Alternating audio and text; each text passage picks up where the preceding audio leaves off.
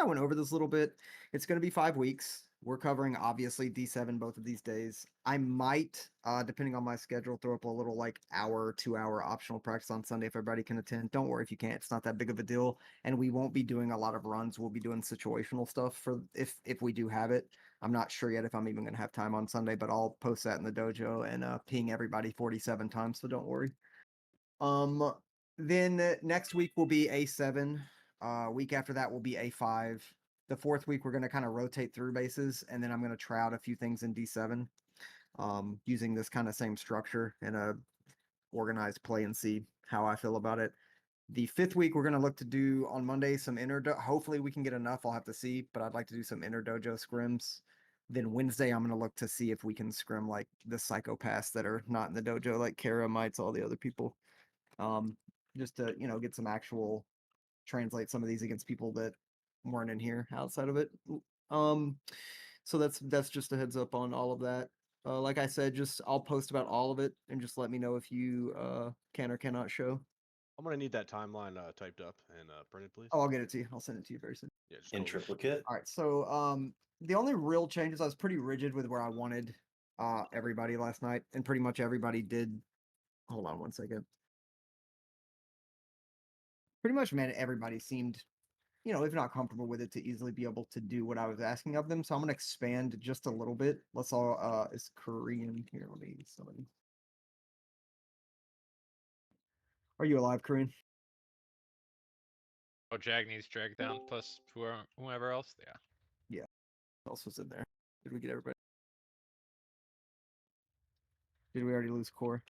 I'm here. Okay. So let's all get down here. I want us to be in this position where we are here with Sort Greed right here, Medic on the left, NG on the left, Worth. Did I not say Worth? You didn't unspec them. Okay, gotcha.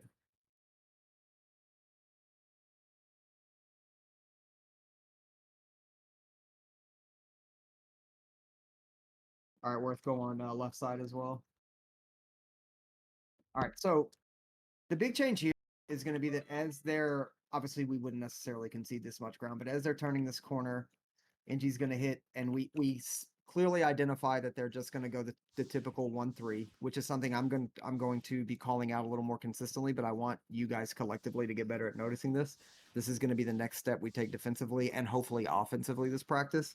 Is that if they're giving us a different look, we need to be better at recognizing it, because most competent offenses aren't just going to send one down the left if we're double EBing and overwhelming it every time. They're eventually going to adjust, just like they did the other night and got a lot done when they did that.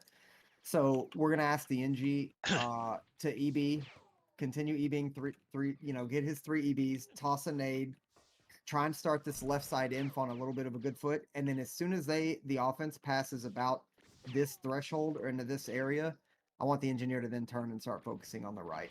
And I would like the engineer to focus on kind of playing. You're still really going to consider the left inf kind of as your partner. You're repping for him primarily, but I want you to focus on what's going on down there as well. Throw a rep charge if you have one. Look to VR if you're carrying that instant. I don't really care. That's all preference. Kev, would you move metal? I don't know if he's already in, but if he's gonna come on, then yeah, try and move him. Throws the nades. I know haywires are a huge controversial issue. Just don't throw them from dumb angles. That's the only thing I can say. I don't mind us taking risks, because the less risk you take, the lower ceiling your is defensively. Good engineers are going to take some risks, and if they land a frag into it, hey, that just completely obliterates an offense in that point. Yeah, that's also true. Yeah, I would also bitch about it. But so just there are angles that you can hay. If you're gonna hay right here as they're coming in, they're usually just gonna rep it back off the wall and you're okay. But I'm gonna leave that up to you. I'm not gonna micromanage everything you do in that situation. Just if we get hay like 4 times in a row, like we're playing with Zeman, I probably will ask you to stop haywire. All he does is throw fucking shit while he's Just backpedaling. asking you to read situations a little more now. I was very rigid with where I wanted you, just to get you to understand that, like, ultimately when stuff breaks down, I do want you to look to rep for the left inf, to be being for the left inf, but to also support this right side, because if they go 1-3 split, this right side will definitely need a little bit of that help, as we saw the other night when the offense started to adjust a little bit. Okay, so keep that in mind. The other thing I'll say for all of the engineers here, if you're totally not comfortable with this right now, that's fine. If you need to practice it in OBDs with some like psychopaths, that's fine. I really love shallow blinks. Korean Albert did this extremely well on our defenses, and it just makes playing the right side defense just a joke. So setting a TB here or here, okay? Basically, then EB normal EB. As they pass that threshold, you EB a few times. As soon as you see it hit TB on top of them, and the rotation that Korean always used, which was just devastating, is imp PB imp right into a PB haywire. So you're just immediately going to try and get on top, PB imp, PB haywire, and then they're just pretty dead because we'll be usually in this position to just close in, or even if they've pushed here and we're here, when you get on top of them, we're probably not going to get hate in that spot. So that's something to keep in mind. Again, if you're not comfortable doing that, don't do it. Just introduce the first thing I said about turning right, EBing, giving them support, repping, reading the situation a little better. Okay. So that's it for engineer. I'll call out if there's anything you're doing that I'm just totally not okay with, but I don't see really what that would be. The other thing I'm going to address is that the offense did a great job as the runs went on, realizing that like the way I'm setting up the defense, just sending one every time on the left is not going to consistently work with dual EB. And they did a 3-1 run, which caught us off guard. I think at one point they did 2-2. I don't know if it was intentional, but they did. I want the call imp to start being a little bit better, whoever that is, at recognizing if there's one here and the call and right side shotgun need to step up and put pressure on one. We cannot concede past this area if there's just going to be one imp here. That should be free pushback.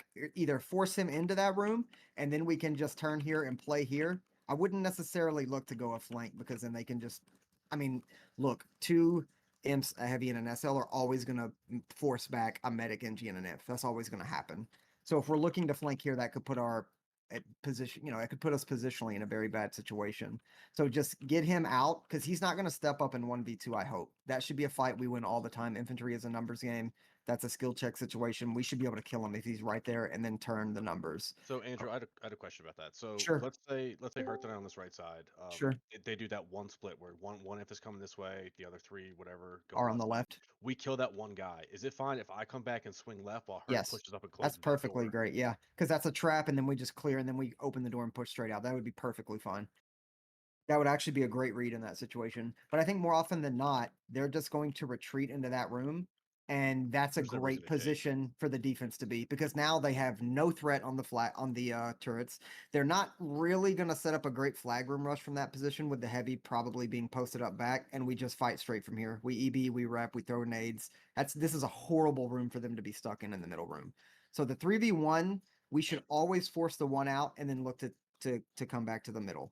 So the 2v2 is what will probably end up being more common against organized defenses, where they can look to try and stabilize the middle and then read what they're going to do.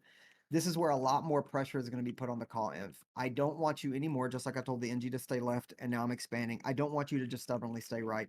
If you see a good position while they're holding and then you want to throw some call in over here, I want you to start reading that position. But also remember that you can come over here again. It's going to feel clunky always. But once you're over here, if you see them close in on your SGF, look to throw a rep charge to clear them off and then come back in and start calling. And then he can start repping for y'all as y'all re-engage. But I would really like y'all to just start reading where your fire is needed, but still think in terms of your pairings, right? So I still want Shotgun Imp and Caw to be attached as often as they can. I don't want Caw to just run off, totally leave him. I don't want Hearth to ever just totally leave him. I also want the NG to still think in terms of the left imp partner, right? So like if he comes over here and he sees the left imp kill someone, they can both come close the switch and then loop over and he can EB for the left imp, or you can just, cut from underneath. Whatever decision you make, just do it together.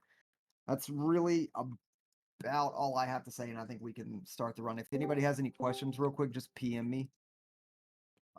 If there's anything major that you don't understand or that you want to ask specifically before we start a run, and I'll address it real quick, but I think it should come pretty naturally. What I really want y'all to do though is without me calling, everybody that's going to play any of the inf positions is as you're retreating, realize where they're going and make the adjustment. If they're sending one over here, I want both y'all to get aggressive here because it's a 2v1 and see how they respond. And then we can just respond. If they're doing the 2-2 split, the call can stay over here and then realize he can go over here and help and play that back. If they're doing the typical 1-3, then we play it normally like we learned last night. Any questions for we're good to go and we're going to try and split channels. No, sounds good. All right, I'm gonna split. And we're gonna go. Don't shit on us too hard, okay? Oh, Thank you. never.